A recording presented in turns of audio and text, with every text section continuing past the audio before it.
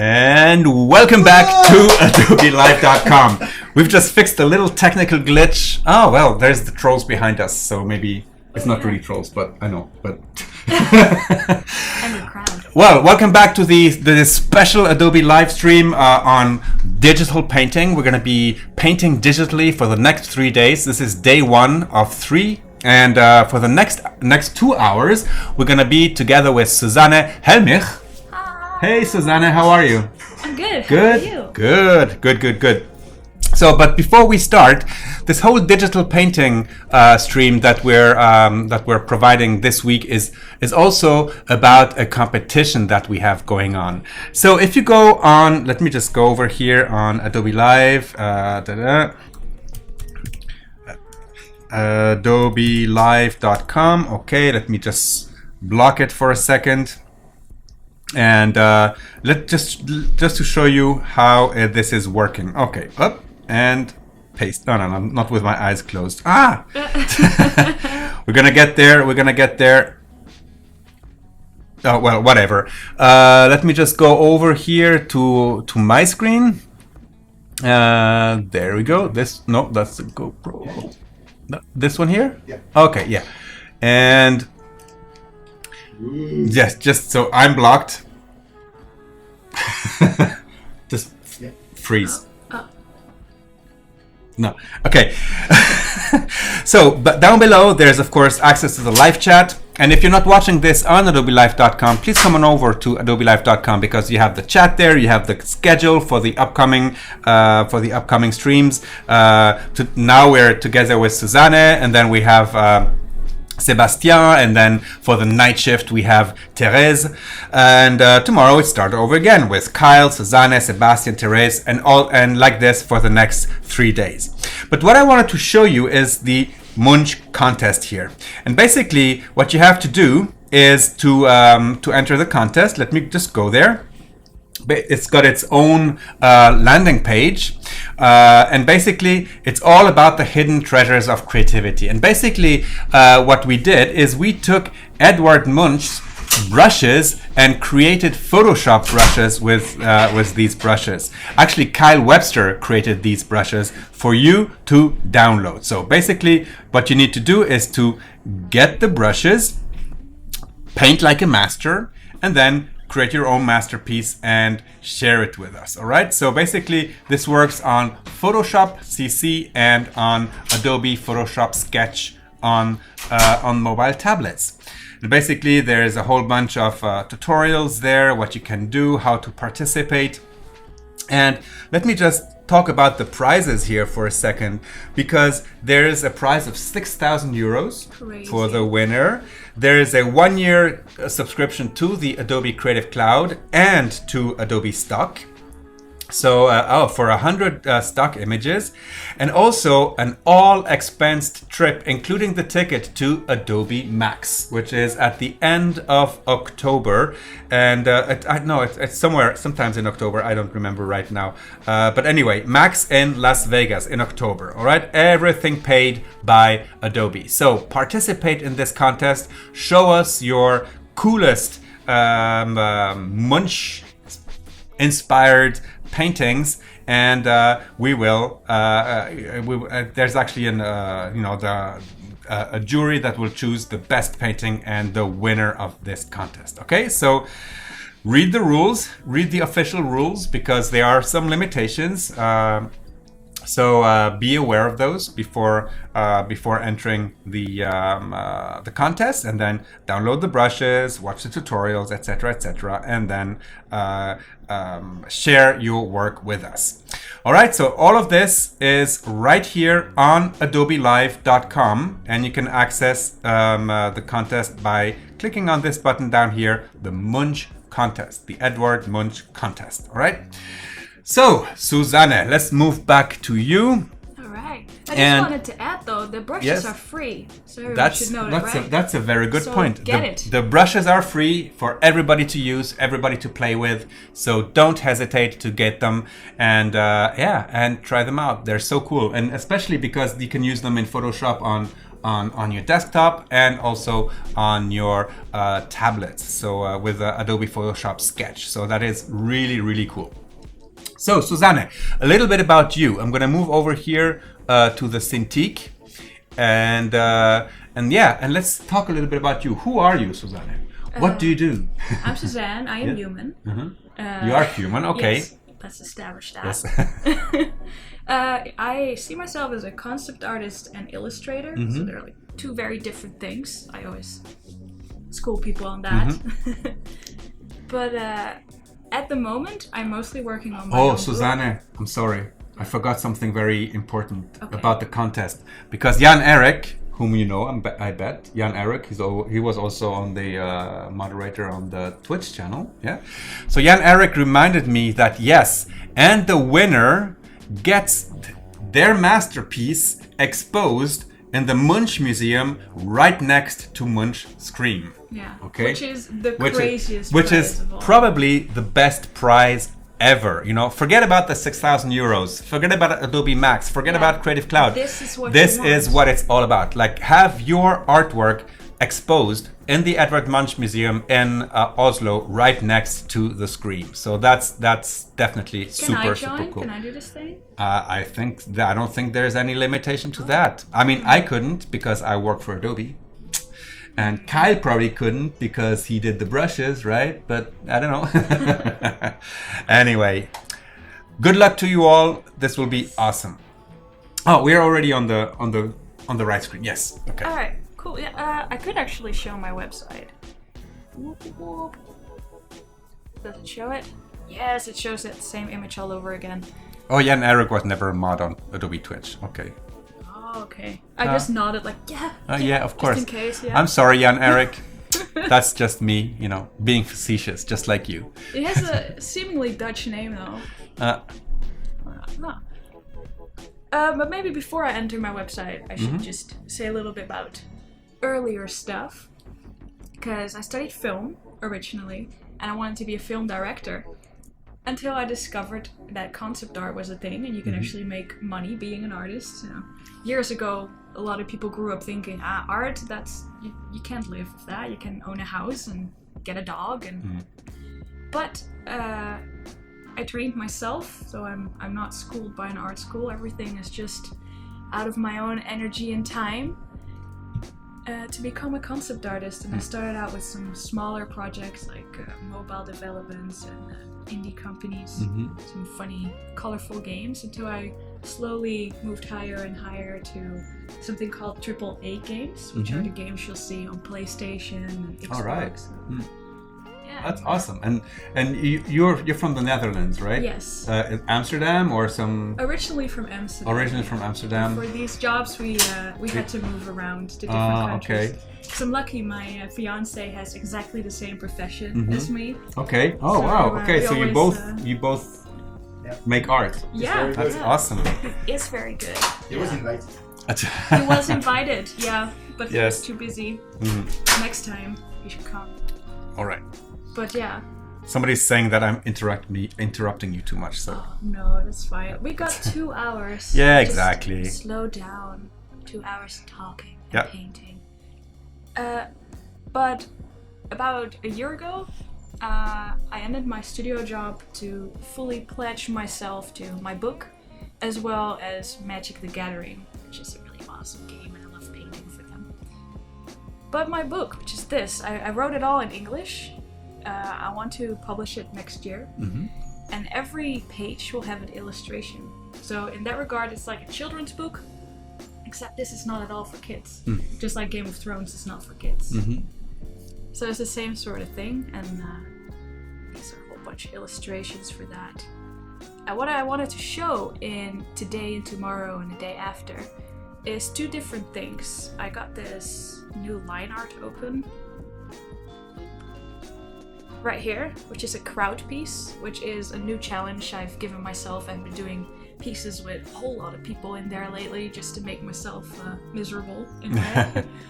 Another thing I can work on, since we're talking a lot about the Munch painting, is paint different types of screams on a single character and still make him look like he is that guy. So when I change his facial expression, he doesn't turn into another person. Maybe even silly ones. Which is a challenge all by itself. So maybe we can sort of let chat dictate what I should like what they should first. do. Okay. Because with this one, I'm gonna talk a lot about colors and color relations, and torchlight, warm lighting, cool shadows, that sort of thing. Versus facial expressions. Two sides, two pics. Let's ask. Let's wait the 30 seconds. I bet it's gonna be like 50-50. It always happens in my own stream when I ask chat, what shall I do? Hard to pick. We have to draw a screen? That's a good question for the contest. Do they have to draw a screen precisely, or more the interpretation of the emotion? I will find out.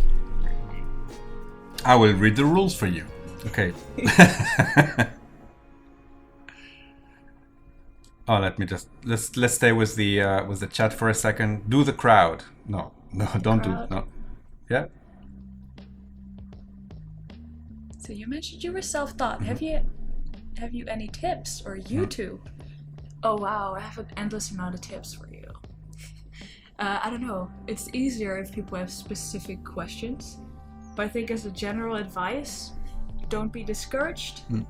Even if you feel like you're not good enough for the industry standard today, you might be in a year from now. To get good, it takes a lot of effort and a lot of time. But if you can put it in there, you will make it. But don't be afraid in advance, like, oh no, I don't know if I can do this, I'm worried if I can make a living of this, because that will hold you back.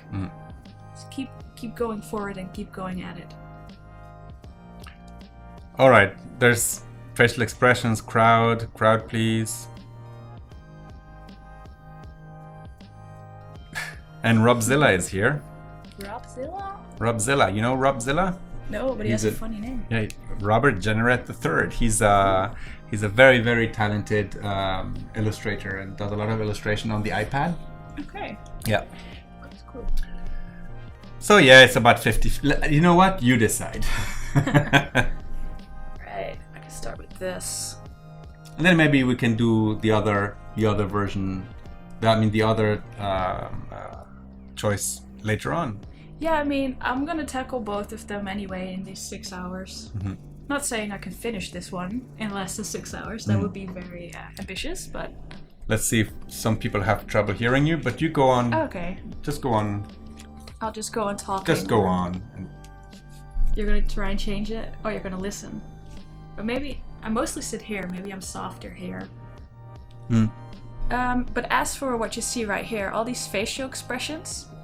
I tend to stick to particular faces, like the typical handsome Hollywood actor. I keep drawing them over and over.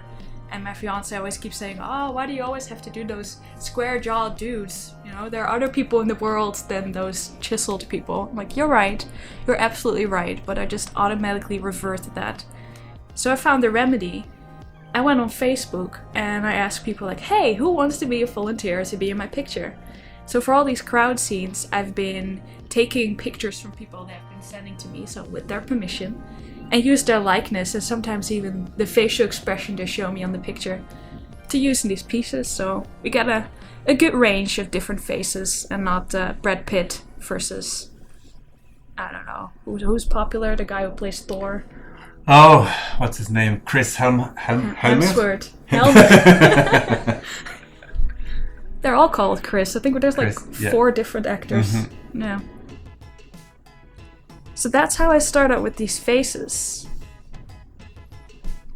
But I think I should start out with coloring. The colors that you see right now is just a method of me of making sure that these characters are separate from one another. But Overton is asking, it would be interesting to see your references for this. Do you take references for the position of people? How do you work that out? Well, the people are just sketched up really loosely. I could show you. So I'm gonna switch off the masks. Gonna go to line art. And switch off the clean lines. Because right here, if I enable mask layer, No. Disable. What am I doing wrong? Ah, I had them switched off. There we go. This is originally how this image starts. So it's all just a bunch of naked men dolls. Really simple. Just focusing on where are the joints in the body, like where are the knees? They're like circles. And just a really, really base shape of everyone's muscles. And there was this other image. I think is it on our background still? Like this crowd? No, it's not. No. I think we're cut out. Okay, then I'll go Do you back want to just put it on a second? Oh yeah. Here we go. Yes.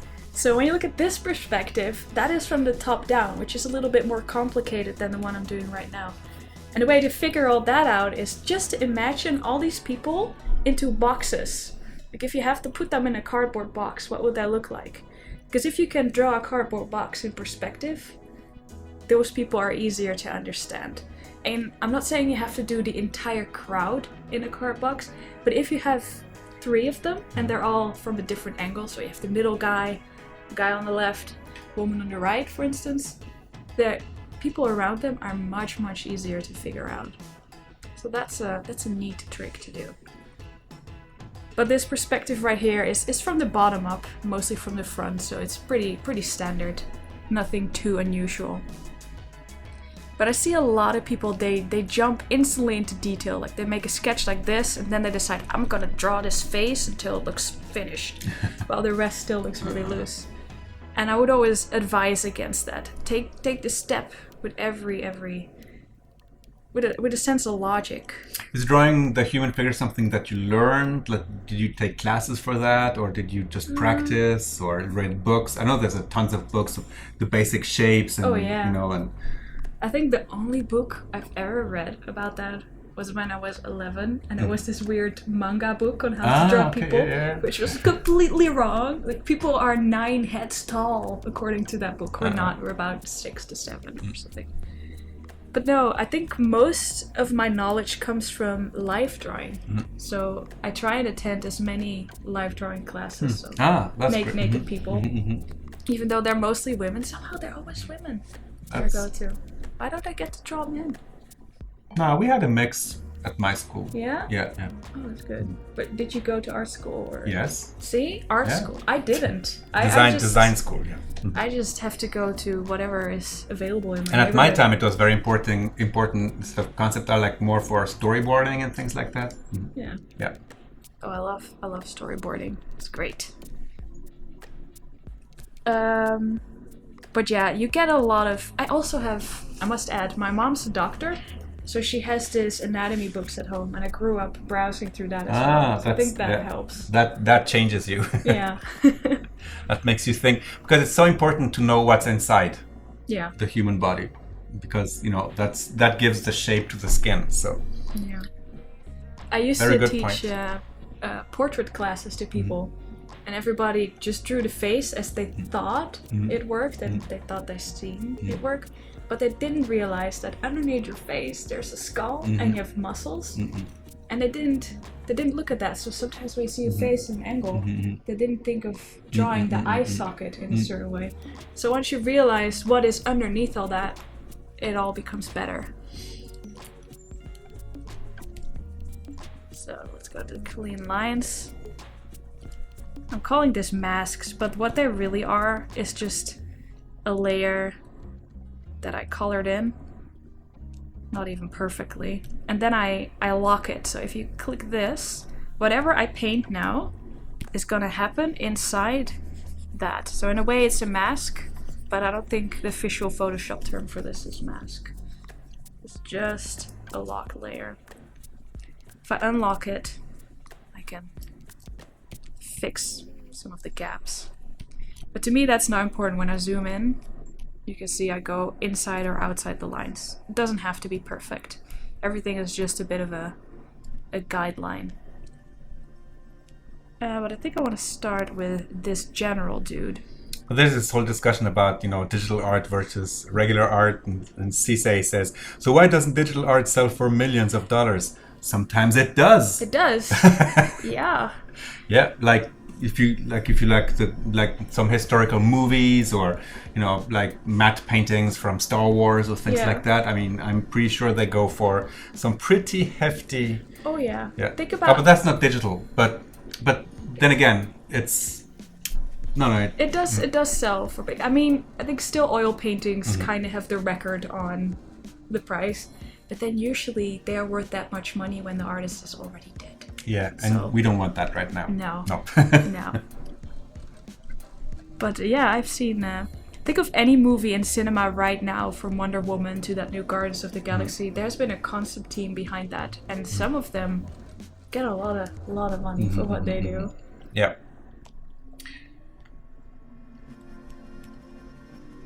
This is the one. I had to search for the layer. There we go. And Cisse, I think when you think about it, digital art would sell, like if art is equal, digital art would sell for 40 million as well. If an art piece sells for 40 millions, it's probably because it's super rare and it's part of a very small list of items that are still available, and that's what drives up the price. Yeah. The non-availability of it. And there's hype behind it as well. I know from oil painters, they only get their work sold if they are part of a circle. So if you have this one really fancy person with way too much money to spend, and he's like, I'm gonna buy your painting, you're in, because all his friends coming to his or her house, seeing the painting, will be like, that person's so cool and it's got that work. How do I get it? So that's how you make it. This, by the way, is one of those Facebook people. So I used his likeness. Even though the angle is a little bit different, he served enough of a reference for me to create. As you can all notice, I'm growing the beard, so sometime maybe I can be a reference for Suzanne. Definitely. Yeah, I can be this too. I mean, I always welcome all sorts of people sending me a reference. The more the better, the more I can choose from. So let's actually start some coloring.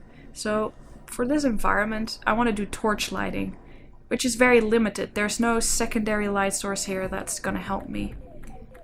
Now, I've done torch lighting before. It's something I had to figure out because it's got its own rules. Where is the piece? I think this is a good example.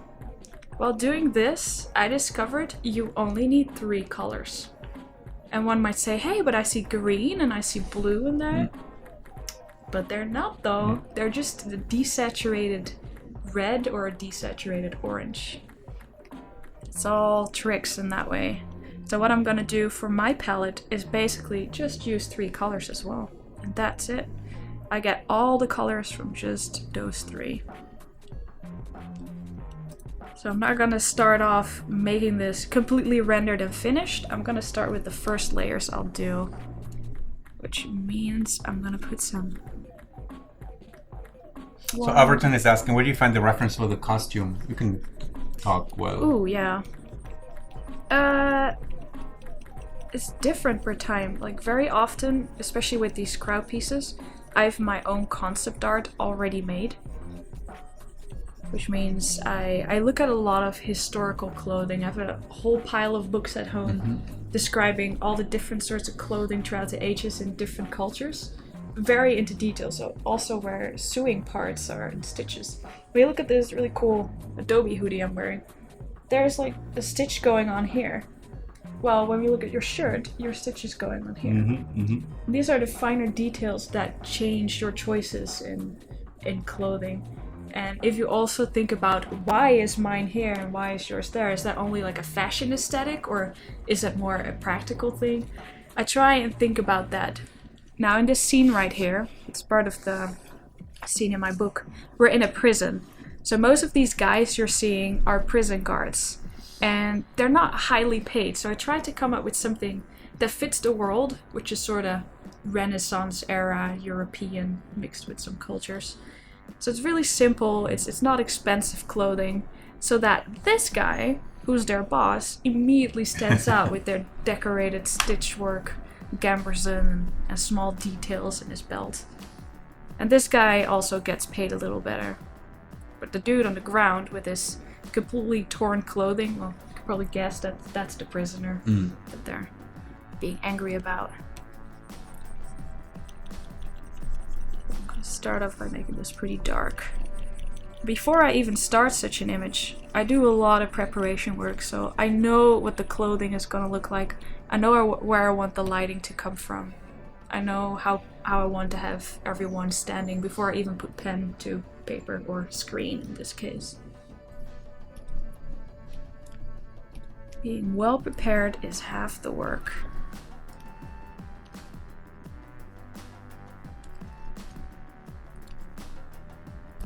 So because the lighting comes from behind him, he will probably get a lot of light bleed. Which means that... oh, oops. See, I have to keep him selected.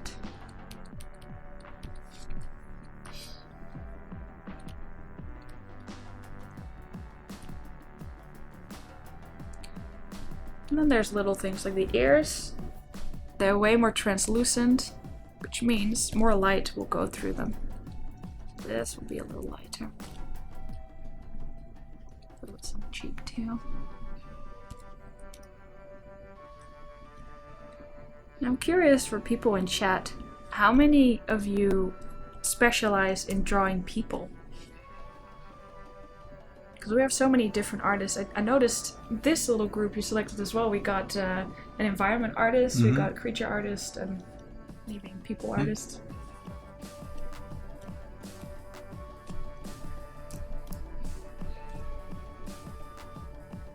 Taking a bit of the background there. Probably be even lighter. Susanna says, I'm trying to paint in a locked layer and it's not working. How do you do it? Oh, it's this button right here. Ah, there you go. And you switch it off if you want to go outside it. You switch it on if you want to stay inside it. But before switching it on, of course, you have to make it. So you have to draw it out without locking it.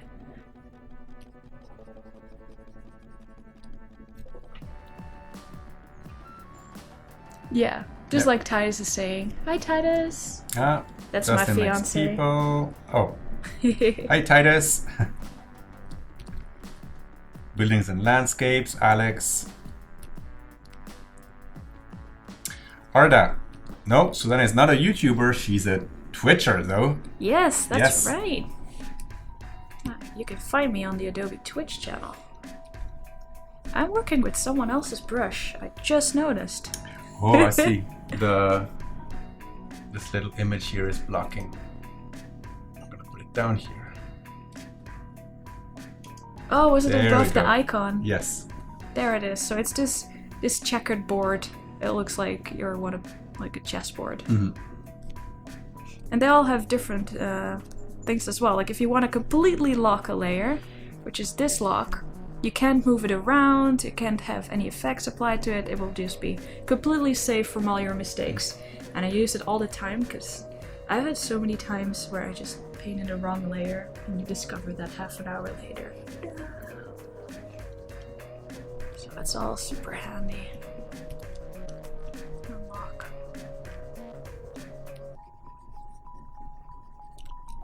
So I want to use more yellow. At some point, you also get enough colors in your image so that you can just use that color, the eyedropper? That's the name, right? How do you even call that? I have a tendency of giving different names to How things. would you call it? I always call it like the color picker. Ah, well, that's fine too. Okay. So I want more desaturated reds. Anessa is asking, have you ever tried the Surface Studio? I tried it for like 20 minutes, so that's not very long to give like a educated verdict on it. But I hear good things about it, and it's pretty light in compared to something like a Wacom Companion, which is still pretty heavy, I think. And as a girl, I don't always carry huge bags with me, so it's still quite a thing to carry. But the Wacom does run Photoshop, which is what I'm used to. That has a benefit. Let's see, so I want his gamberson to be dark, but I don't want to paint him full black, because So if you do that, if you touch this bottom region, you don't have a lot of info anymore. So you always want to stay here and lighter.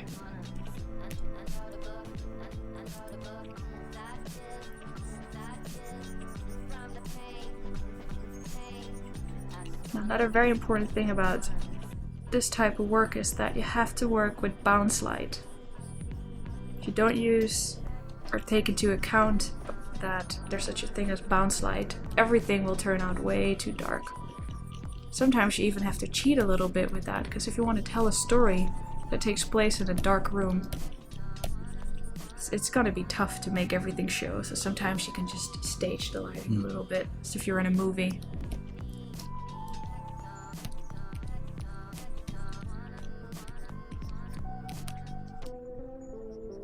Have you tried Mixamo in Photoshop? Like the people?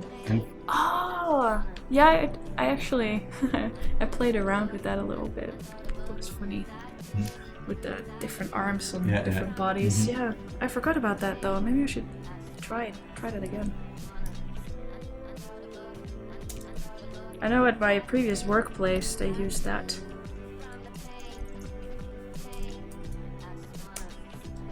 Because it also comes with a whole bunch of poses, right? Yeah. Yeah, it's perfect for reference. It would be perfect for this type of image too. Alright, so this one starts out pretty... That's it. Before I want to detail him further, I want to look at the rest of the crowd, so... Let's go for the guys behind him. They aren't masked. So the further away these characters go, the more they become silhouettes, but they don't get darker, however, because they're closer to the light source. So the contrast goes down, but the lightness goes up.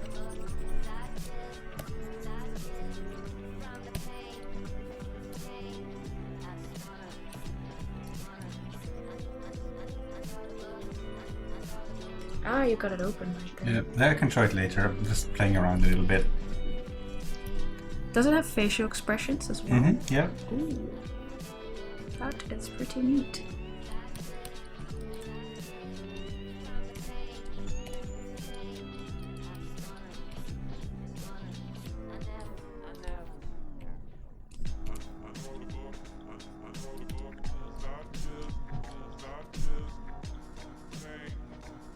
Trying to look over.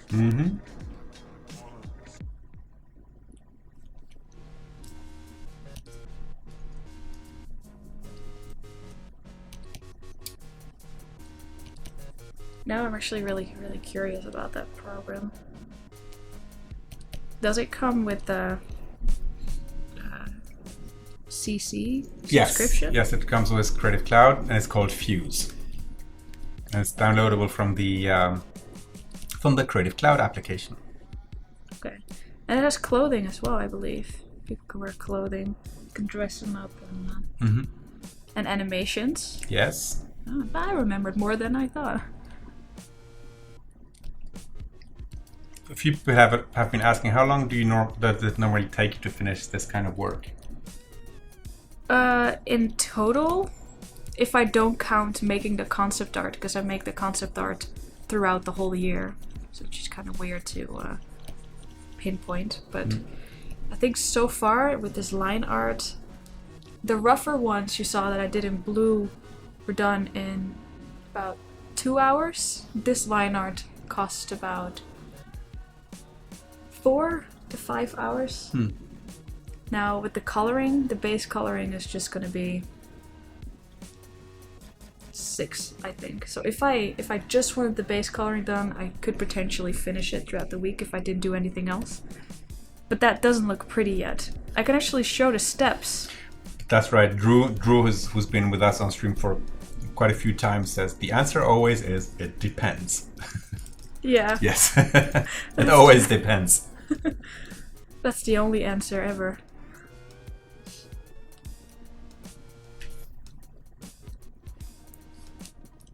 So I think this one I did a lot faster because technically most of the things you're looking at are people's shoulders and the top of their heads, which is less work. Here I started this, flat colors, and then the last pass. See, so I have 3 different stages.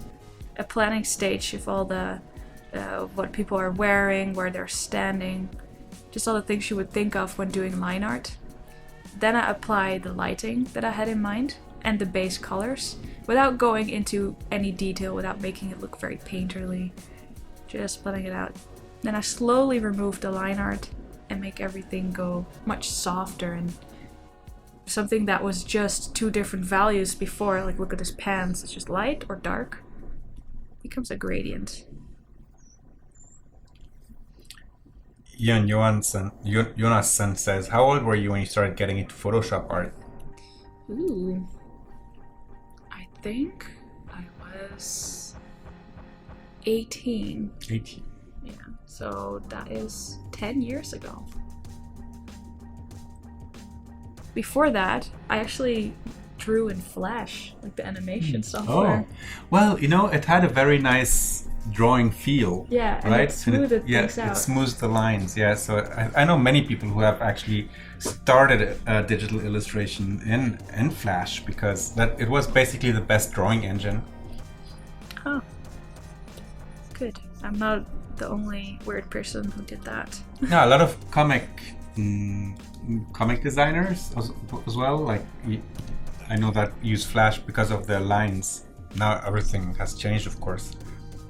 You get many of these Flash kind of lines or drawing styles inside of Illustrator, for example. Yeah. Let's see, I'm gonna merge all the lines because I don't need them separate anymore. What I like doing at this stage as well is give the line art values too. Because if stuff is behind, I don't want to have this dark line, I want this to work with it, so I give this lighter lines.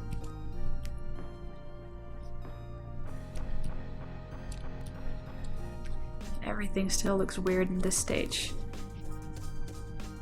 Do you animate any of your Flash things? At that time, because I haven't used it in years actually. No, at that time. At that time, yeah, I did. Yeah. I mean, I did film school and they had this part where they wanted you to do animation. I was horrible at it. It is a lot of work, like 10 drawings per second, or 12 even. Not for me. I have the utmost respect for people who do that. It requires a certain degree of patience.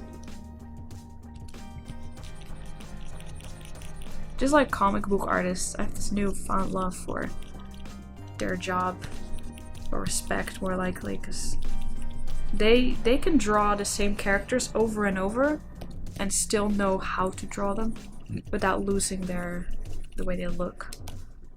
That's hard.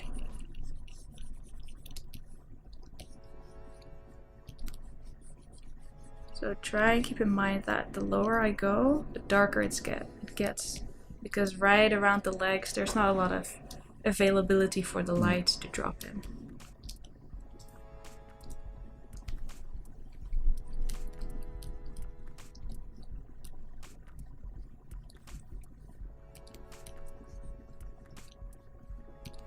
So this face of the painting is pretty abstract still, and pretty rough.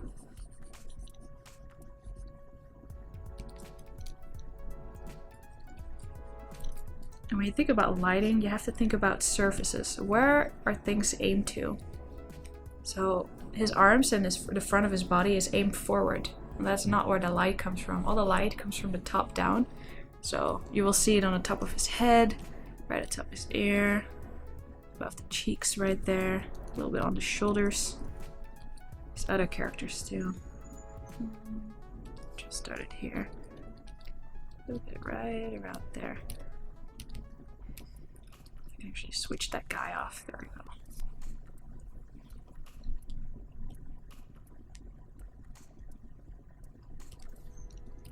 And I see that you name your layers. Yes! Yes, most of the time. I also use a lot of color coding, usually. And still I get lost. Still like, left man, where is that? I don't know. Do I need to look here? Probably on the left, no? Yeah. On their left or on your left? Yeah, good point. I think color coding works better for me because I'm dyslexic, so I read half of it anyway. So that to be darker. Technically, I shouldn't even be zoomed in that much. I should just do all the things from up here. Because when I look now, I can instantly tell, like, even though I'm not done, this guy is already too dark. Let's make it a little lighter. I think that they asked him, do you have a mentor which was, like help learning in the learning process? Ooh. I want to be really corny and say Titus. Because... Oh, yeah. Titus. That's good, though. Yeah, he was ahead of me. He was a concept artist before I was, so I looked up to him, and I still do, honey. Oh, there you go. But other than that, I talk with a lot of artists, and a lot of my friends. We all learn from one another every day, and we ask feedback from one another. So anyone who wants to learn on their own and they're not in art school, I would recommend to join social groups of artists. And Sonny says, hi Suzanne, whenever I feel unmotivated, I always look at your drawing evolution over the years on your DeviantArt page. Really helpful. Thank you so much. Oh, that's a very nice comment, Sonny. Thank you. Yeah. Everyone should do that. Everyone should make that revolution, because it even motivates myself when I look back, like, oh, this is how I drew a year ago. I actually did get a little better. Because I think every artist goes through a little bit of like, I don't know, am I getting better? Am I stuck? Like the inner crisis. It's like a typical artist thing. So it's good to have reminders for yourself that you're doing the right thing. That's actually something Titus has taught me. Like, you have to split up your priorities to achieving big wins and small wins. So you can win a little bit every day. Like, oh, I want to be able to draw 10 people. You could achieve that in a day. But you could also say, I want to work for Blizzard and paint orcs all day. You can't achieve that in one day. No. That's going to take time. So set goals that are achievable, as well as more future sort of thing. Yeah, and that's I can say the same, that whenever I set myself a goal, whatever time it took, sometimes it takes time, sometimes it takes luck. Yeah. But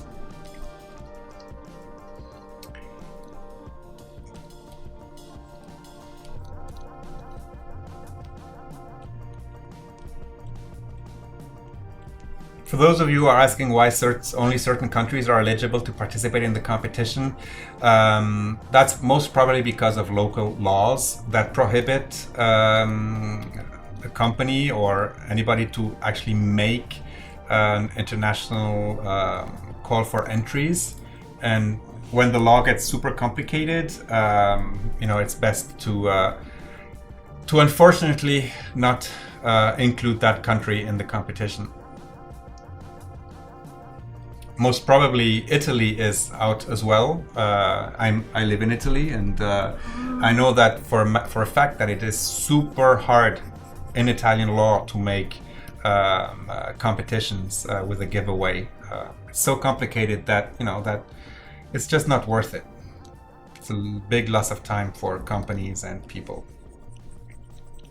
That's really too bad. It is too bad. Yeah. And yes, it is a Wacom Cintiq.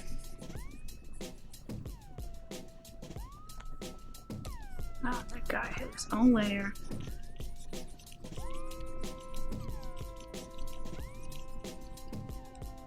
So I'm slowly pushing them all back a little bit. You mentioned you also you are in film school, right? Yeah. So that also probably taught you about composition and where the stress in the image is, where the where to put things.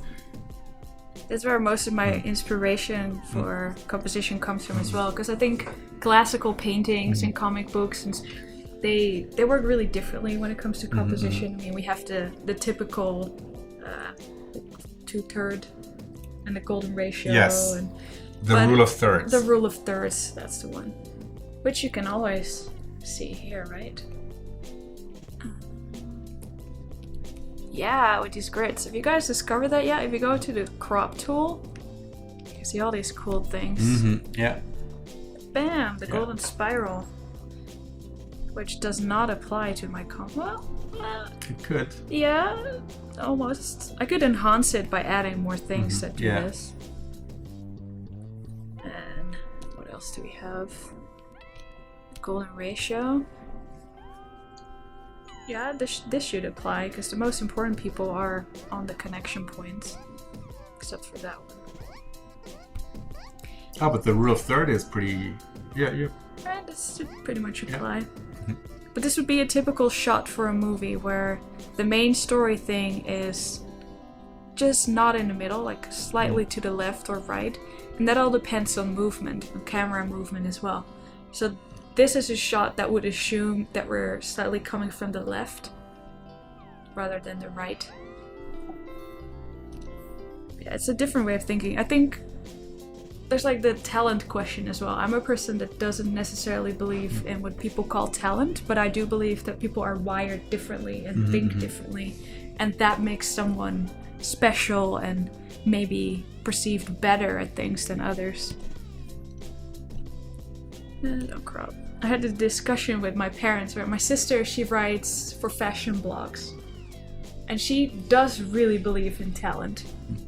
So I told her, okay, if you look there, there's a woman on the bench, what do you see? And she told me like, oh, that's that brand of shoe, that's that color dress, and she bought it at that shop and that's on discount. She got all that info, and I said, oh, the only thing I look at is that, oh, there's light coming through that dress, and there's this actually underneath, I see bounce light, and you see how the red bounces back under her chin? It's like, oh, no. So we all have different ways of observation, is the right word.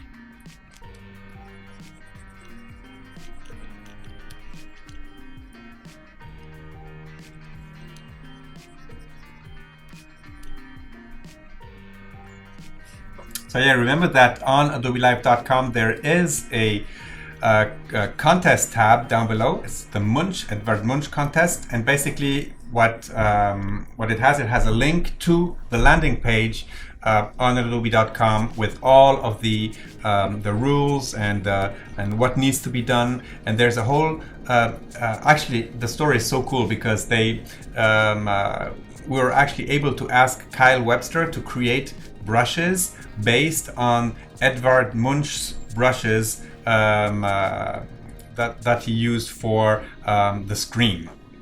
And basically what Kyle did, he made Photoshop brushes based on these old brushes, which you can download for free. And basically, and on that landing page, there's all of the information that you need to participate in the contest. And the prize is really great because it's a grand prize of 6,000 euro, a 1-year subscription to Creative Cloud, 100 Adobe stock images, all expenses, and a ticket for Adobe Max in Las Vegas in October, and all expenses paid for a trip to Oslo and to see the winning masterpiece exposed next to Edvard Munch's Scream in the Munch Museum. And the winner will be announced on July the 28th. So there's official rules, read the rules, download the brushes, and create your artwork. It's so cool. I really want to join the contest, but I think I'm gonna ask around. I have a feeling I am associated with Adobe too much to even join. Because of the Twitch streams. But it's so cool. So, while you were talking about it, see how this sort of reads as blue, but it's definitely not blue, it's just, again, slightly, it's not even that desaturated, it's right in the middle. That's how I can slowly shift. I think I want this guy. Maybe he should be wearing a white type tunic. That could be pretty cool. So it would be somewhere there. Yeah, Evil Cereza says, if nobody enters the contest, he has a 100% chance winning. Yes.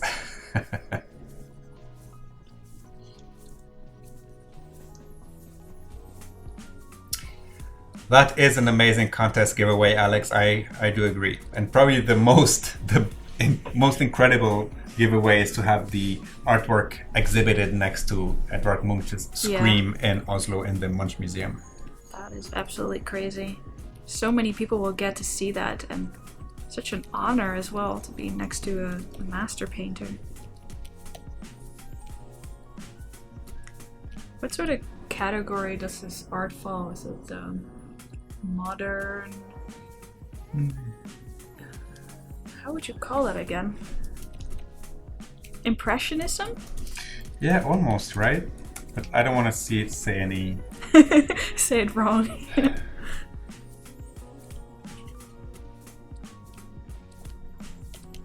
Yeah, expressionism. Ah, okay. Yeah. Main tenets of late 19th century symbolism and greatly influenced German expressionism in the 20th century. Oh, they say that, and then when you read an interview with him, he keeps denying it. He kept saying, no, I had this inspirations and feeling before that was a thing in Germany, so yes. I am the trendsetter. Well, you know, everybody wants to be the trendsetter. But then again, when you look at the time period, you know, there was also futurism happening in Italy. Oh, yeah. There was all these lines going everywhere, and this whole expressionist, you know, movement was so widespread. It was just incredible. Yeah.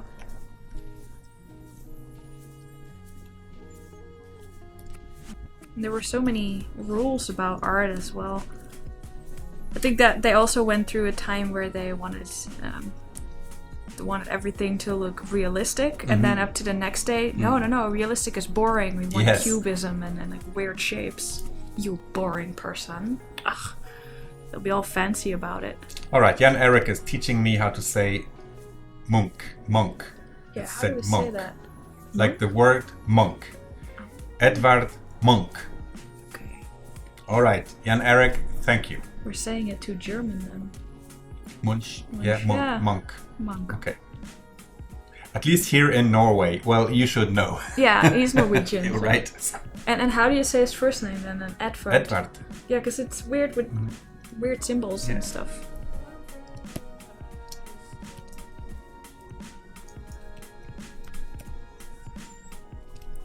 Let's put some flames.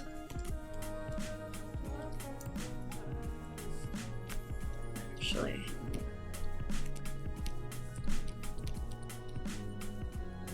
Yeah, so that now that we have like a light source, a real one. Yes. I mean, in my head this was already there, but I realized not everyone is in my Judith head. is correcting Edvard and Jan Erik, and it's Munch. All right. Yes, Munch. Edvard Munch.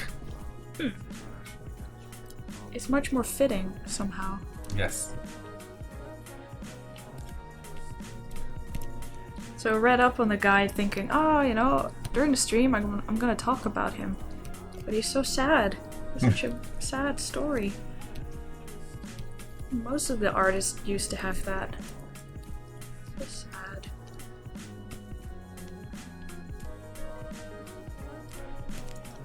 But beautiful though. Like if I sum up the good parts about it, is that he is self-made, and even though a lot of people were against his way of painting and thinking, he still just went for it and didn't change, didn't watch. You have a great example from your country of somebody like that. Oh, I should know this then. But- Rembrandt? No, No. Vincent van Gogh. Yes. Van Gogh, to say it even in Dutch. Now say that. Yeah, try that, people. Van Gogh. Van Gogh. Van Gogh. It's almost like you're trying to clear your throat. Yeah. Gogh.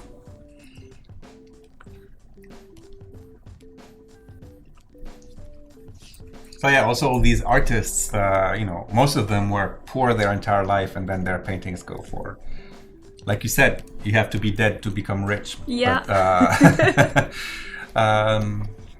But that was also because there was a whole community of art supporters, of people who actually made it possible for artists to survive. Yeah.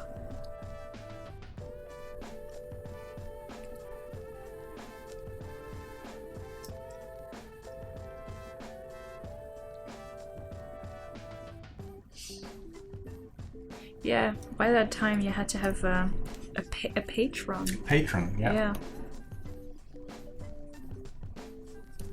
Yeah, because a lot of these artists used to travel as well. Not every country had an art school. People would have to go to France or Italy to study under a great master.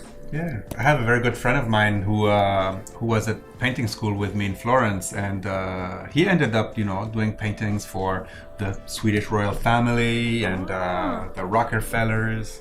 The traveling, just like in the old days. That is cool. I had no Yes, idea. because he would never paint from a picture. No. Only live. Oh. Yeah.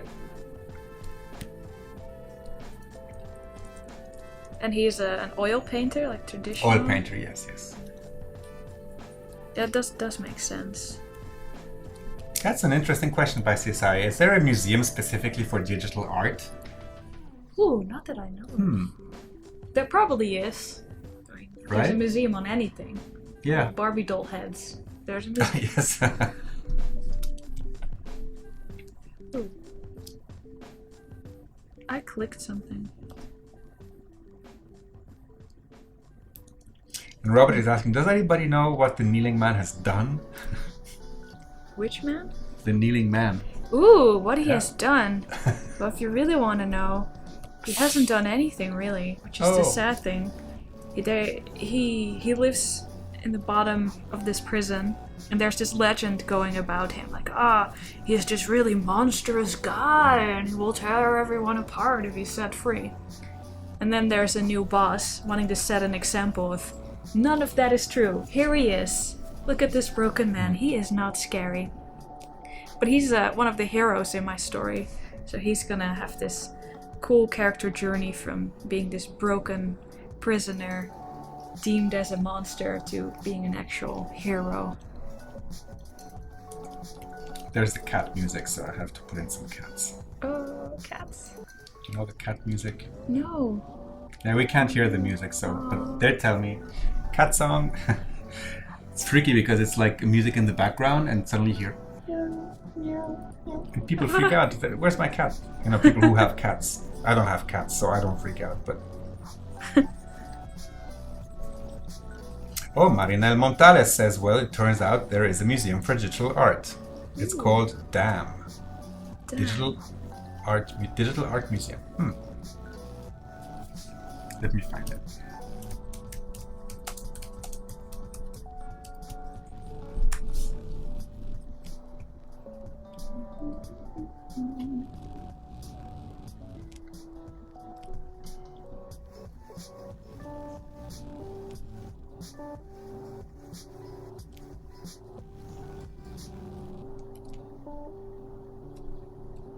Interesting. Let me put that link into the chat.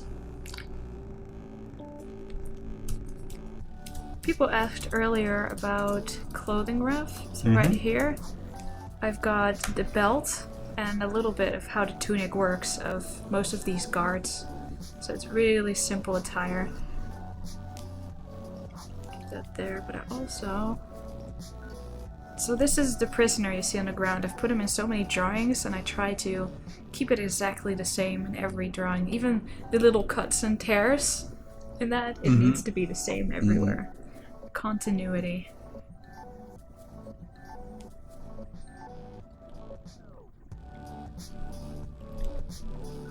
Which made me realize he is wearing blue.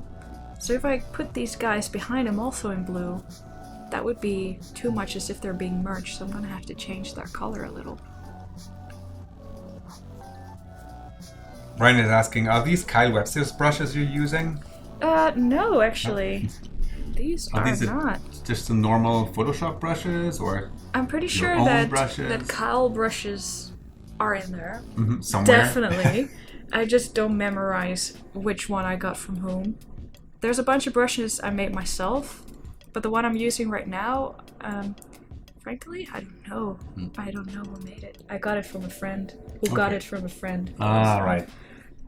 That's A brush that was passed down. But it could very well actually be one of Kyle's, just passed down like that. Which is not the right way to go. Just get it from his website.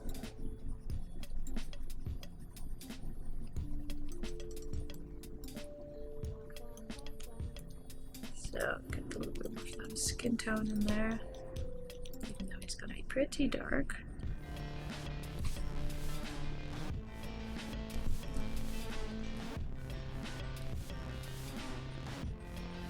See, I'm not gonna be bothered by every little finger digit. It's just the overall sense of it.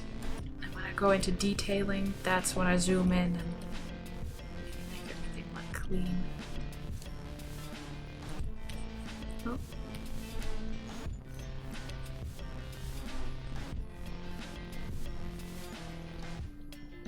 Helen, is there a tutorial on Adobe on how to make brushes? I'm pretty sure there's.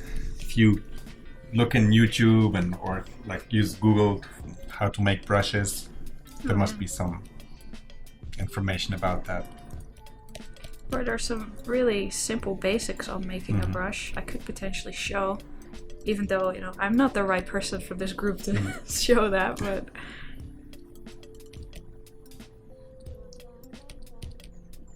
it is pretty straightforward.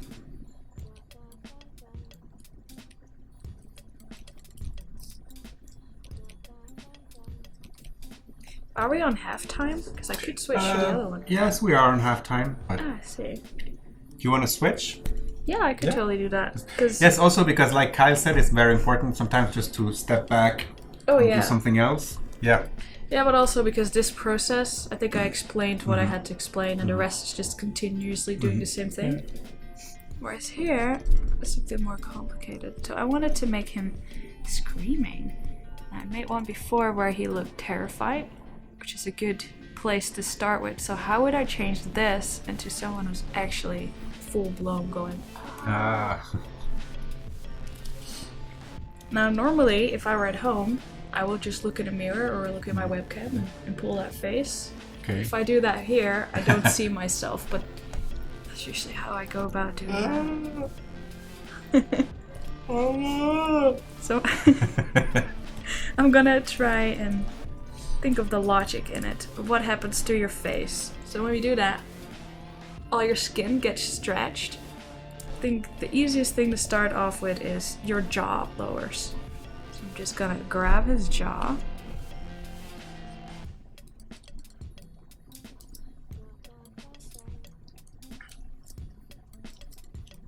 Put it a little bit of an angle and lower it. Victor Pacheco Mercado is the contest the contest is not available in South America. What if I live in Spain with a student visa? Can I participate? I think it's not your country of origin, it's the country you're actually participating from. Yes. And if you're going to be in that country, should you win, you would have to be in that country.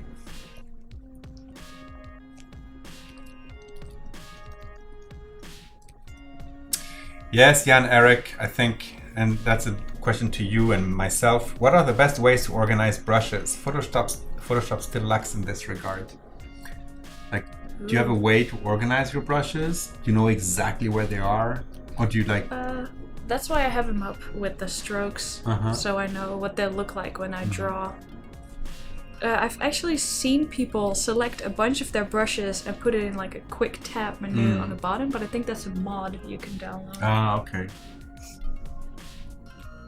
Yeah, I would love it if they were color coded. That would be ideal for me. Because even right now for me, this is jittering because of the dyslexia. He looks silly right now.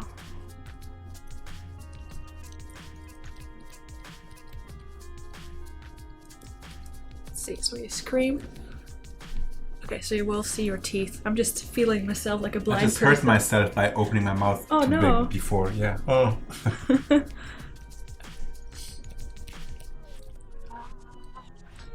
Yeah, Arthur says tool presets are good for that, for organizing as well. Oh yeah. Good point, Ortho.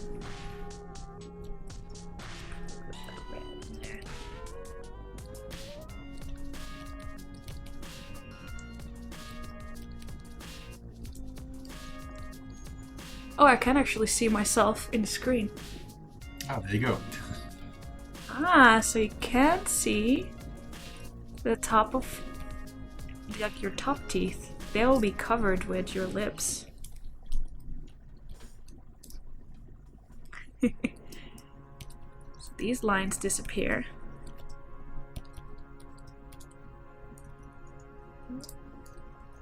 Let's smooth it out. He's now doing more like blah.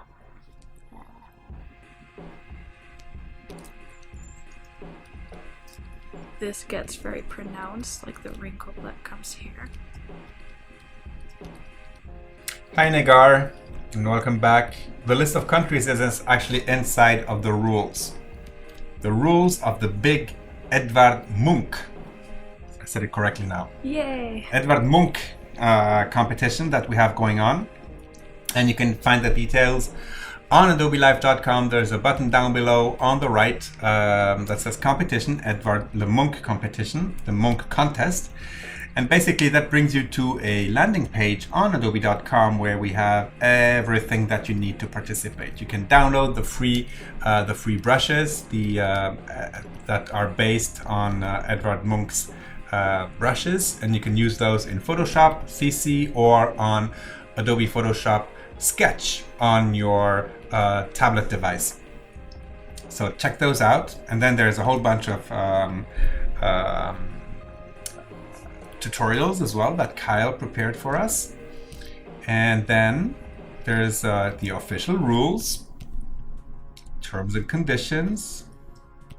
This is a whole lot of legal mumbo jumbo, but there needs to be a whole bunch of legal mumbo jumbo here because the prizes are so cool. 6,000 euros, 1 year Creative Cloud, 100 stock images, all expenses paid trip to Adobe Max, including the ticket, and that's in Las Vegas in October, and all expenses paid for a trip to Oslo to see the winning masterpiece, your winning masterpiece, displayed next to the screen in the Edvard Munch Museum. Incredible. Super, super crazy. So he's starting to look like he's screaming, right?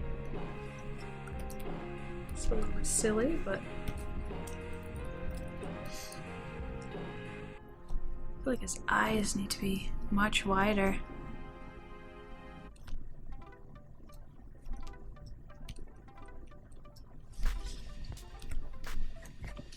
I've made a sheet in the past with another character where I did 80 different expressions on their face. Yeah. That got absolutely crazy. It was fun. Did you make an animated GIF with them? I did actually with this one. It's Oh. on my Facebook. It's pretty funny. You can turn it into a whole story.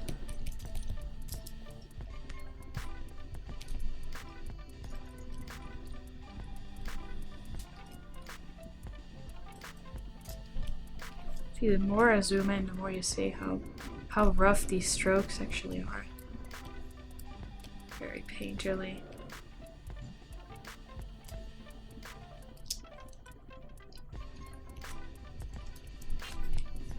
And also this changes, right? Oh, the cheek. The cheeks change. Yeah, I see with myself. Right here, the muscle next to my ears. they Yeah, this expand. goes like, yeah. So this will get a little bit more wide.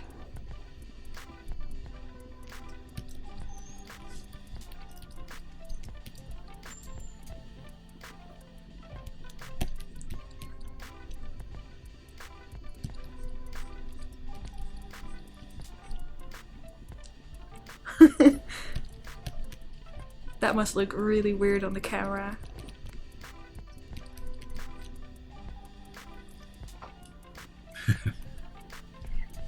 The Rufus death stare.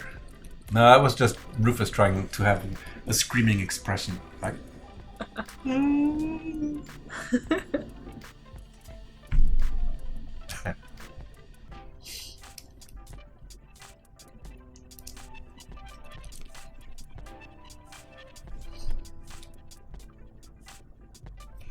He's definitely gonna get way more wrinkles on his forehead. And like I said, Negar, I talked about it before, it has nothing to do with specific countries. It's just that specific countries make it really hard to have giveaways and competitions running.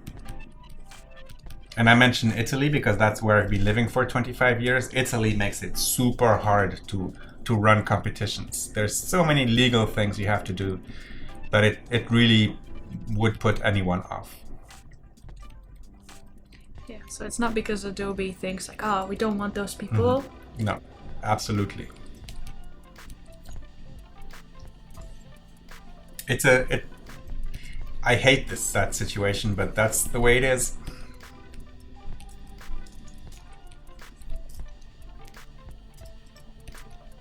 See, there's this muscle next to your nose that kind of gets protruded, and then next to it, where your cheekbone begins, that gets pushed back again, so you get a new line coming there.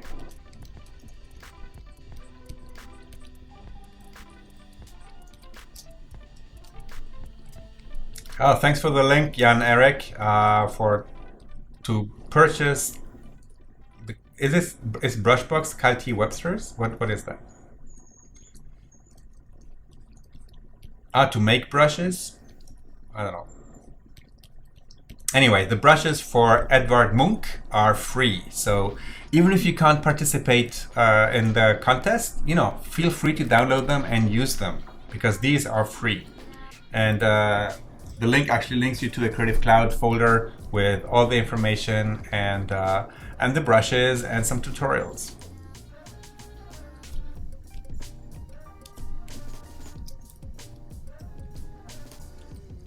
I want to try out his brushes actually. Because now I'm painting a screen, but not with his brushes. Are they on the desktop? I think so. So for that, I'm gonna add them to my own brushes by doing load brushes instead of replace.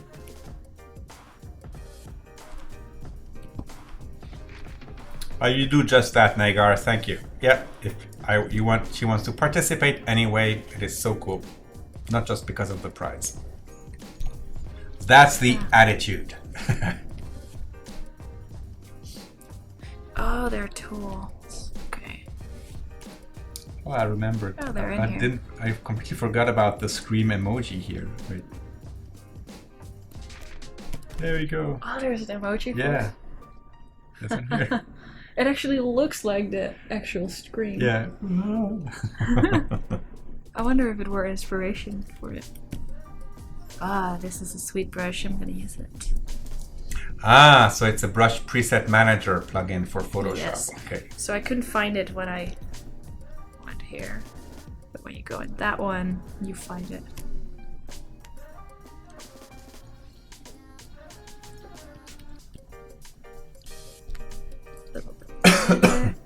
Now we should ask Teresa to do screaming animals. Screaming animals, yeah. That would be cool. Oh, this is cool. So this one actually gives the illusion of canvas. I guess, Are these Kaz brushes? Yeah. Yeah. They also have that, because that's another thing the Edvard Munch Museum did. Did not only provide like brush strokes from the brushes, but also the type of canvas that Edvard Munch would paint on. Oh. So that's also inside of the brush to give that extra. That look, yeah. That is good. Oh, I love that look. I'm totally gonna claim this set. Yeah, and Eric, I think I'm coming to the same conclusion that maybe Munch got inspiration from the YouTube emoji for his painting. Oh yeah. Yeah, totally. Yeah. The nose opens up. this goes down.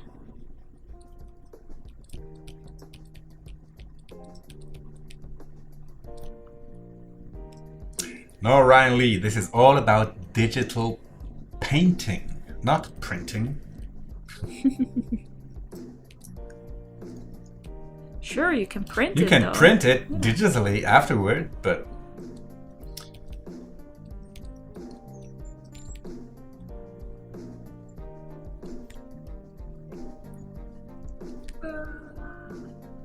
Sound effects are needed. Let's see if I merge this. Switch to his original face.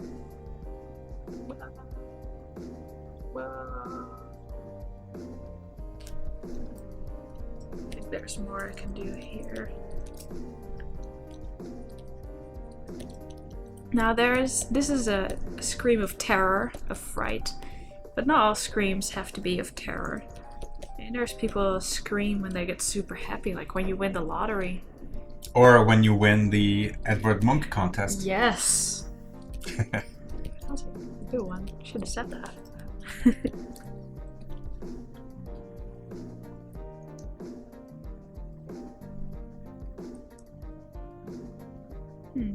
I always thought that when you scream, you put your eyebrows down, but you don't. No, the eyes don't move actually.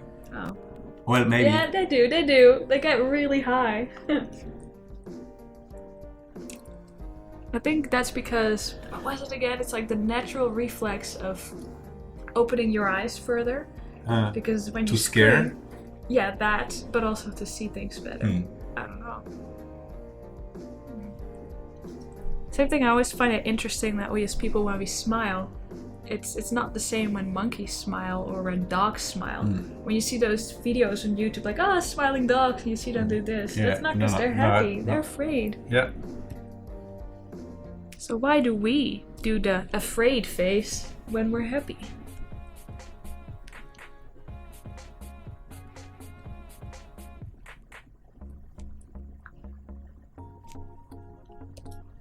What do you think needs to be different still? I think someone just put a piece of ice down his shirt. Oh. Yeah. That does kind of what it looks like.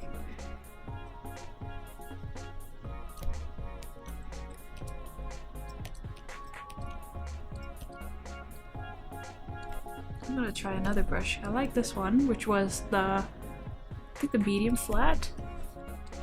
Or not. Yeah, it was this. Now the short flat. Ooh, that's way more precise. Let's see what I can do with that. Get some lighter tones and put them up there. See, so this would already be way too tight of a brush to get the nuance. Would need that one again. So they are very different from one another.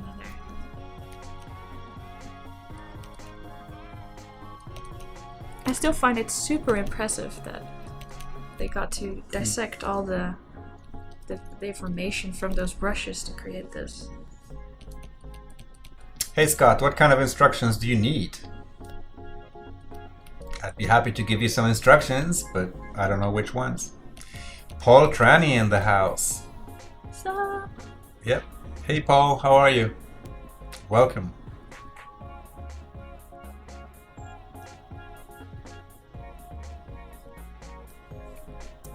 try mixer. Alright, I'll try mixer. This. Ooh. I always like this when I do stuff like plants. If you need to make a root. It's just perfect for that. Let's see, round ready. What does that do? Ooh.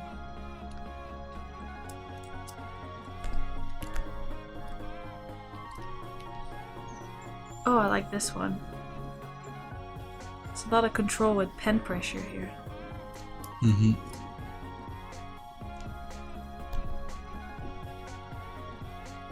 Do we do something with our ears when we scream? Oh, they do move. Yeah.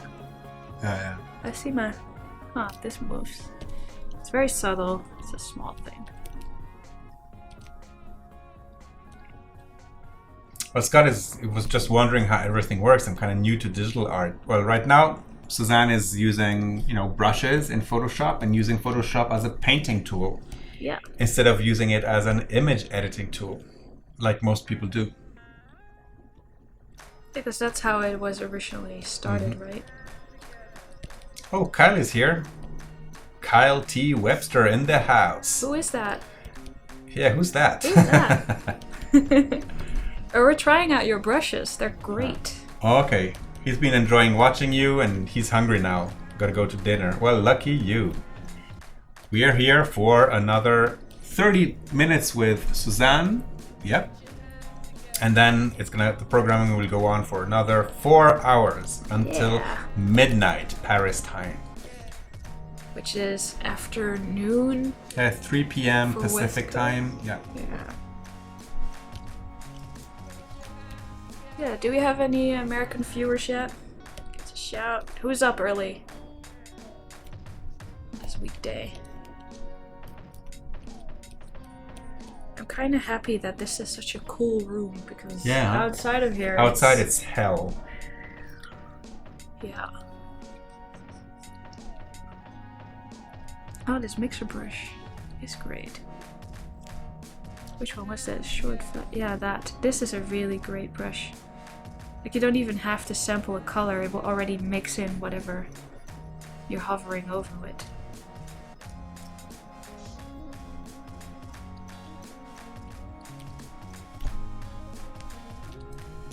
Oregon,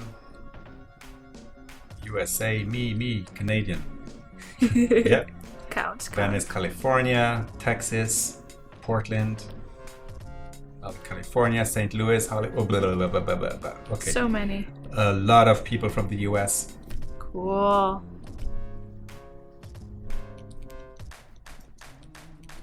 All my friends from the US, when I stream, are usually like, but I'm at work, Suzanne, I can't watch you. Okay. So many people watch the Adobe live stream at work. Yeah, they should. Yeah. When they can, they should. I'm really used to working with 2 screens as well, so whenever I paint, I have a stream of some sort. So yes. Usmedzer, if you go to adobelive.com, at the bottom right of the interface down below, there is the Edvard Munch contest, and if you click on there, there's everything you need to download Kyle Webster's Edvard Munch brushes. It's going to explain to you how to participate in the contest. It's going to explain to you how to use the brushes and everything. Working and watching, yep. Nope. I have these buttons switched off at home because I click them all the time.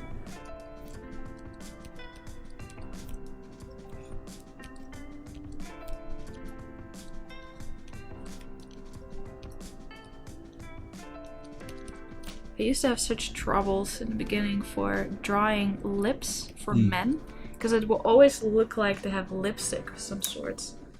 So it's really hard to master that.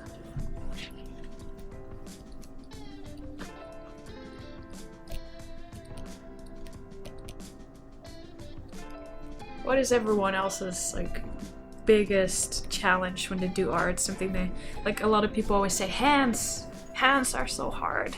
I'm curious what everyone says.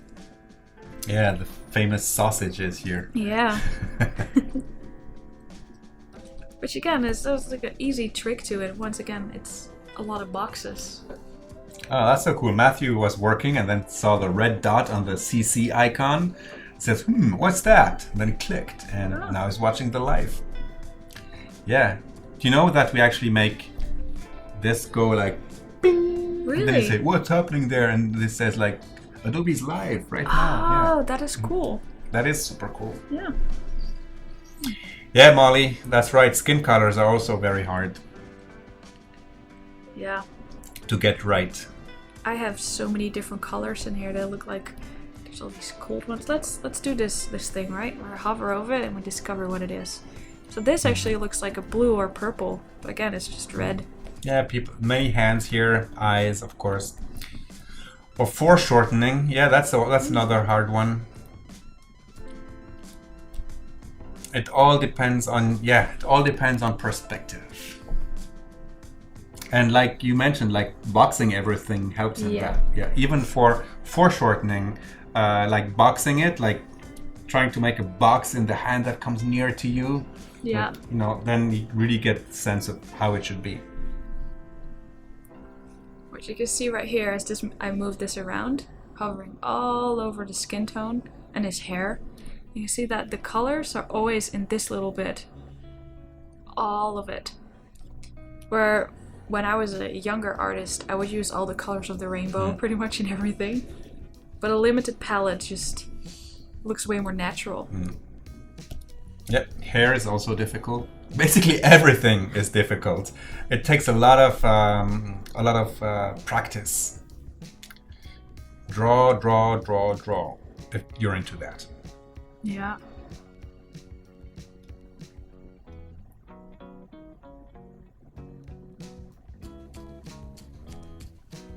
Something I didn't look at was the neck. No, it doesn't change much, but I think for a lot of people, these muscles changes, tend to, yeah. Yeah. I mean, we're not doing it right anyway, because we're just opening our mouths, but a real scream has way more force to it, yeah. Maybe he even has a popping vein on his forehead or something. So this would be a good moment to search for people in roller coasters. Let's see what they look like. But I'm afraid if I do that here, I get weird images. And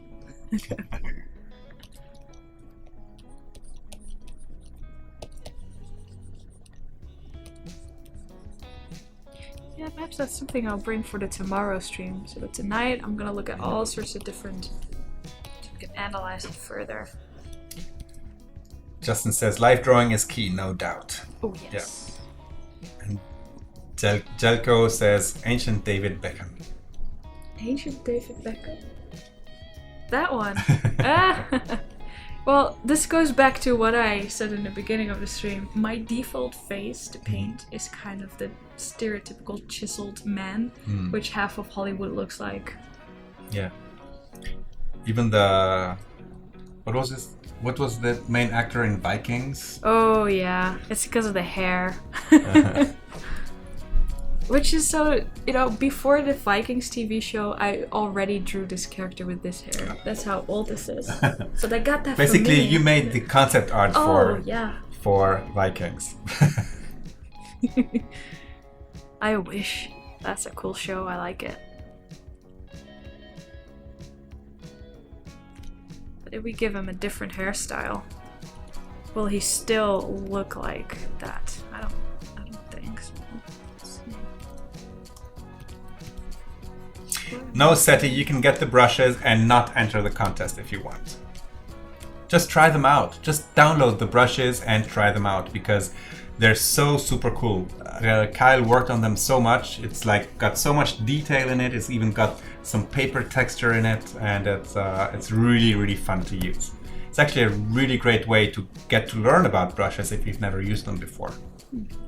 And like I said, there's a whole bunch of videos as well to watch and see how to use the brushes, how to download them, how to install them into Photoshop, and how to have fun with them.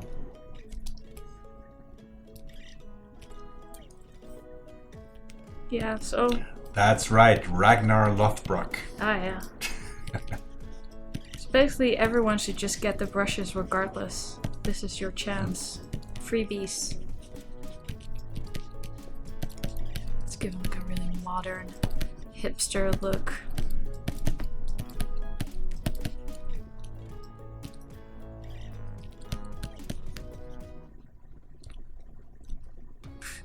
That's already almost fixed.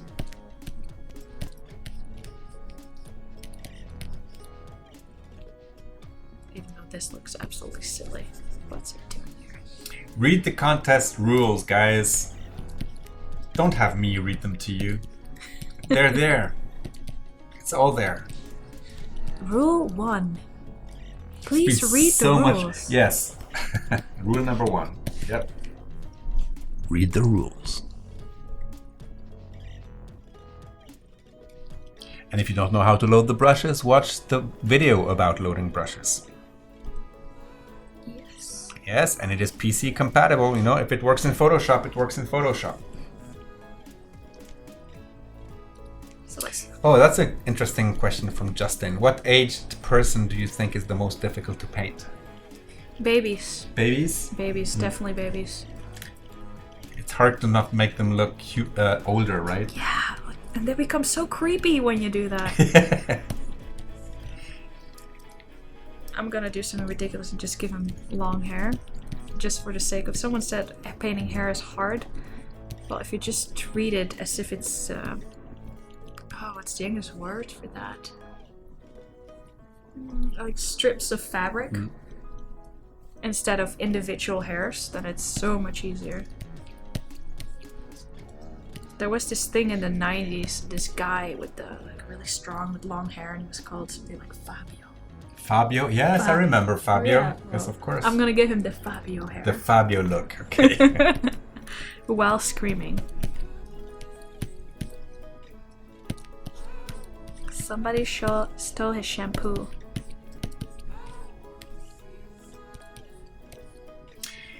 Alright, for those of you who have just arrived, the brushes are available on adobelive.com, adobelive1word.com, down below on the right, over there, down there, there is a button that says Munch Contest. Alright, if you click on there, there's a thing called Enter the Contest.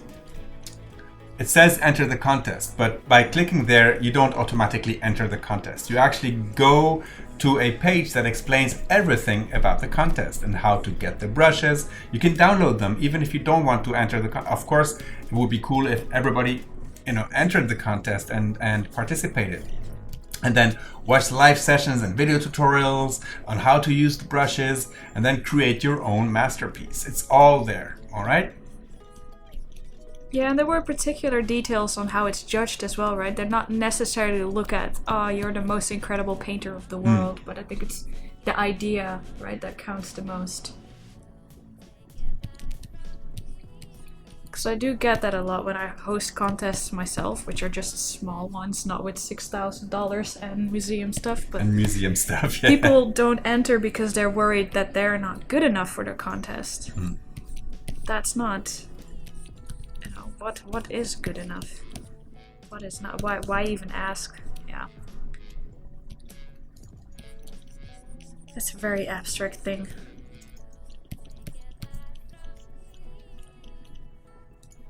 So flashy. Make it less here.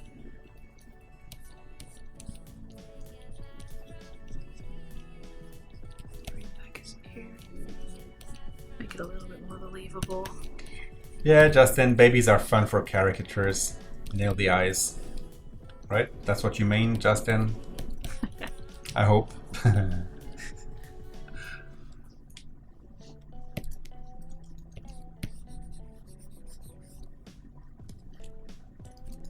The microphone is so close to my hand. Do people actually hear the brush strokes? Are you actually using a keyboard shortcut to rotate the brush, or are you rotating the brush? I think I just do that with my hand. Yeah, so basically she's using a Wacom Cintiq and the art brush. That's an art brush, right? Yeah, I think this is a... No, the stylus. Yeah, that's the art stylus, yeah. Yeah? It's the thicker one. And basically this one, when you rotate the pen, it also rotates the brush, right? Oh, see, I feel like I've always had this somehow. Yeah, but so there's several brushes, styli that and the art brush is actually the one that you can rotate as well, like really giving this rotation feeling to the brush. Yeah.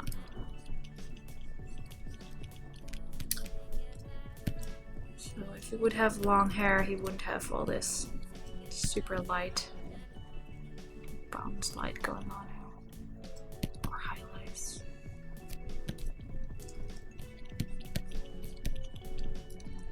So if I were to do another facial expression tomorrow other than a scream, what do people have like trouble with? So I think it's fun to explain as well, how to achieve it. To me, like one of the most complicated things still is a smile. Drawing a genuine smile. The genuine smile of happiness. Yes.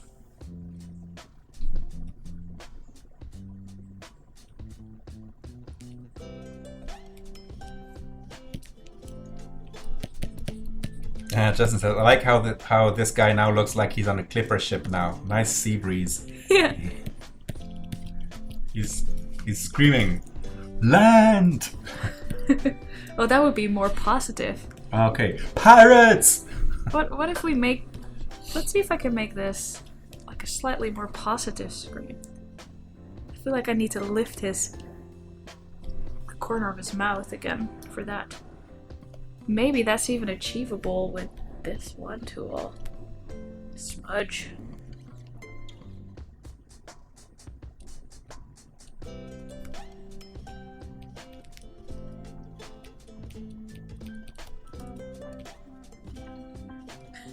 Now it just looks weird. Your cheeks just perk up more.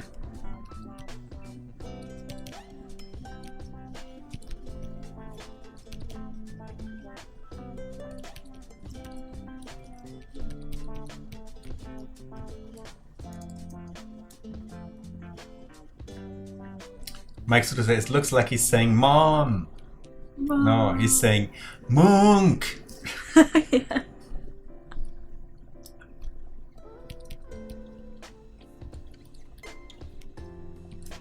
I'll push his eyebrows down a little bit more. Yeah, so Bluegrass DJ, like, you know, before you actually make the plunge to get a Cintiq, try it out, you know, go somewhere where you can maybe, you know, try it out before, you know, like test, you know, like try it out, because it's kind of expensive, but it's well worth it if you use it on a regular basis. But this is the type of things that I would invite you to try out first. Definitely. And it's probably possibly even to rent them for a while. Yeah. But I must say, I'm also at home. I'm sitting with the normal. Oh, Titus is going to eat now. Okay. Yeah. Have a good Bye, one. Titus. Couldn't wait 15 minutes. Mm-hmm. Yeah. Yeah, like you're going to dinner now, like 20 minutes before, you know, Suzanne ends her stream today. Yeah, how about my dinner, Titus? Mm-hmm. Okay, it's really tough to make him go happy after that one. I think for that, I would have to start over. Because it changes so many muscles. Sticking too scared. I don't think there's anything more to change. I could make him look the other way. Like look at us, for instance. Maybe that has more impact. So, make sure it drops exactly. Do you guys know that if you do Command copy or Control copy and then Control V, it just drops, I think, in the middle of your screen. But if you also hold Shift with that, it drops exactly from where you copied it from.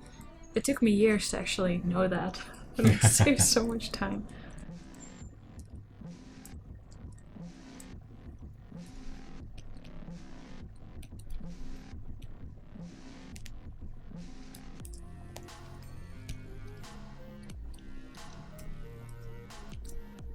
I'm not even sure if I have to change the other eye. I think he's already looking at us now. Really. Whoa.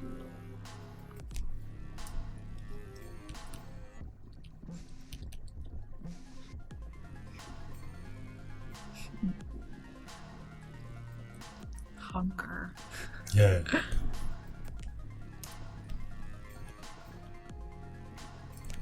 this one is touchscreen. So I already changed my brush without noting it. What is this brush?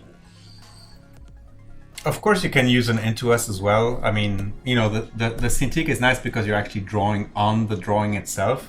But on the other hand, also, if you get used to the tablet, you know, it becomes so intuitive that your hand actually knows where the cursor is on the screen. So it takes a little bit of exercise, but eventually you'll get that. I remember being really frustrated at first, wanting to give up, like, it doesn't work as I want it to. It's like learning how to ride a bike. The first times are just going to be weird and tough, and then suddenly you got it. It stays in there. I mean, it all depends on what type of delay you guys are talking about, because the delay is really minimal. Yeah, like you'd have to work pretty big. I know my files are really big, big enough to go like, oh, see, then you get a delay. But how big is it? Let's see. Image size. I was thinking pixels. See, so it's a little bit more than 7,000 pixels wide, which is pretty big. It's also because I'm hiding something. Like, I have all this space here. So when I am at home, I take screenshots of my own face doing this, and then I have it next to it. Okay. And people freak out, like, Suzanne, how do you get to put stuff like outside the workspace? Oh. Okay, it's fine. It's fine. Yeah. Okay.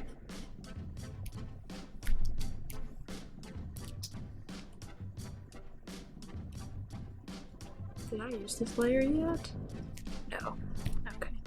That's always my go-to trick. Like, try and select anything that's on the layer, and if it says this, then you know you haven't used it.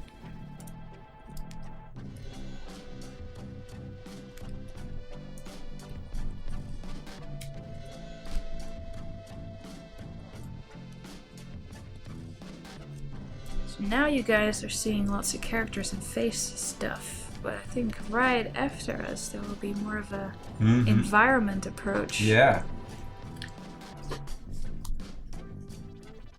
Maybe he could draw a screaming building. How would that look like?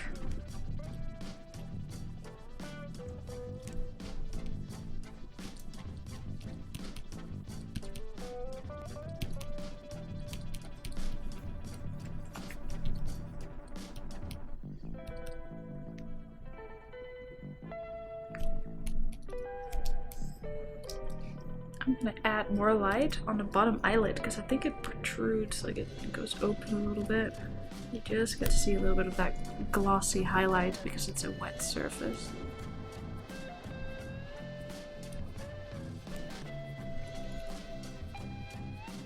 Yeah, that works.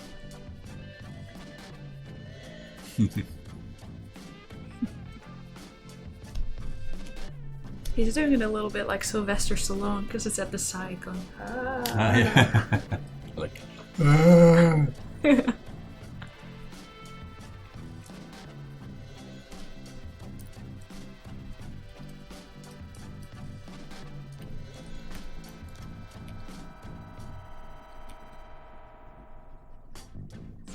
there's 14 more minutes for questions.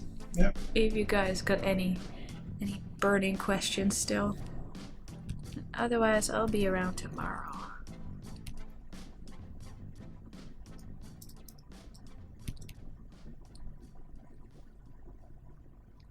they're talking about like echoes and stuff, Oh, yeah. which they aren't because somebody has two windows opened, I guess. Like,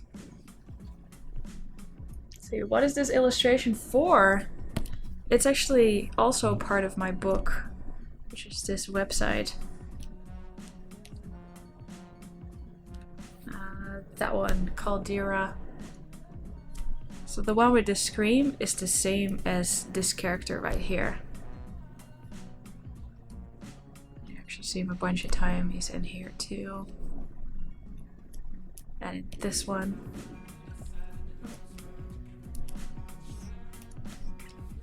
So these facial expressions are actually more of an exercise for me, so that when I do these illustrations, I can reference my own drawing.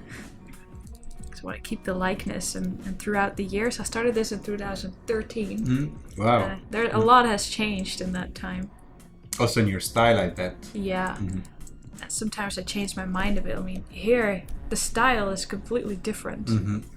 But this was part of a daily exercise. For a month long, I would do one drawing a day, and they would all look like storyboard panels. I think I have all of them on here. Story panels. Where is the scroll bar? So all of these are just one day. And I'm now actually just going back through time. So some of them are more rough.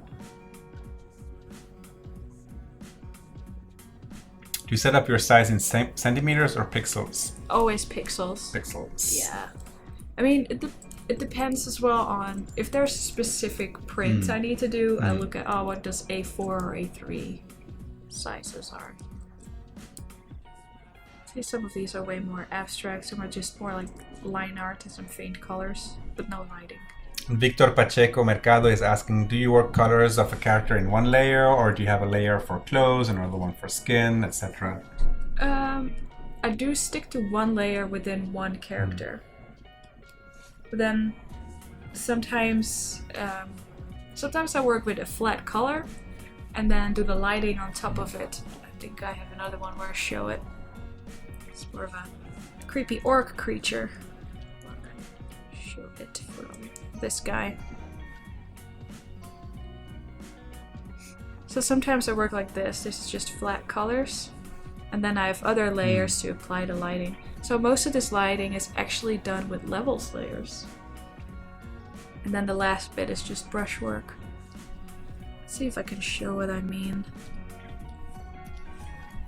So if I have a single color, let's try it with an orb. Tatiana, now we've seen Suzanne actually sketch her characters digitally, right? Do you sketch them on paper sometimes and scan them in? No, hardly. I do draw on paper, but that is mostly when I'm outdoors or when I do live drawing and that. But I never really scan them in. If I want to replicate something I drew on paper, I would just keep it next to me on my desk and then start all over again. So right here, I made a circle and I've linked a levels layer to it. So right now it doesn't do anything yet. To link it, you hold the Alt key, you go in between the layers, and there's this box with an arrow pointing down. When you click, it is linked to it, so that whatever I do with these levels, see, making it brighter or darker, it just applies to that circle. It's not going to influence the drawing next to it. So what I would do with the orc, what I'm now doing with the circle is, darker color. And I click this white sheet here, which is your mask. And with a paint bucket, fill it with black. So now when I switch it on and off, nothing changes, right? But in this mask, you can paint. So if I go to a brush and I paint with white, I can paint it back in. Now this one is pretty harsh, so if I do that with a softer brush, maybe just a standard Photoshop soft brush, I can make a pretty nice gradient. Let's make a realistic 3D orb.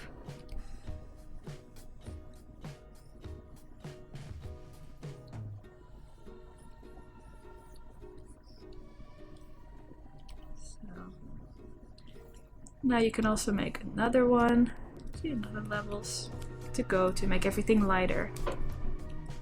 And definitely play around with all these things, because all these sliders, they do different things. Like these make all the darks go darker, all the lights go lighter, and this is for the medium colors. Whereas these ones are actually to reduce all the lights and reduce all the blacks. So I think I'm gonna use this one and make everything a little lighter. Slide a little through with this to go and create highlights. Right in the middle there. So this is a good way for putting values in your drawing if you use flat colors. It's almost time, is it? Yeah, it's almost time. Yes. And before we close the stream, just let me remind you that there is 4 more hours today. Okay, so coming up at the top of the hour is Sébastien Hu, and he will be together with Michael, and I will be doing the night shift live from Paris from 10 p.m. to midnight Paris time, which is, yes, it's afternoon in California, and with Therese Larson. Okay, so stay tuned here on Adobe Live, and on AdobeLive.com. Remember that there is this incredible, insane competition going on. If you click on the Munch contest tab down below on the right, there is actually a contest going on, and a contest that lets you use brushes that were created specifically for the contest by Kyle Webster, and you can download those brushes for free. You can participate in the contest, and the contest has an incredible final prize of 6,000 euros, a Creative Cloud subscription, 100 Adobe stock images, a ticket to Adobe Max, and everything included, including the travel. And I think the best prize ever is to have your interpretation of the Scream using these brushes actually exhibited in the Munch Museum in Oslo.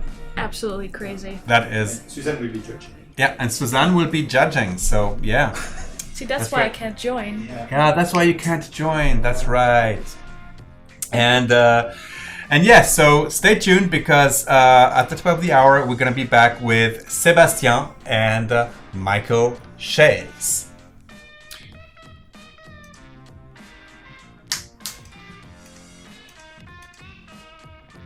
Correct.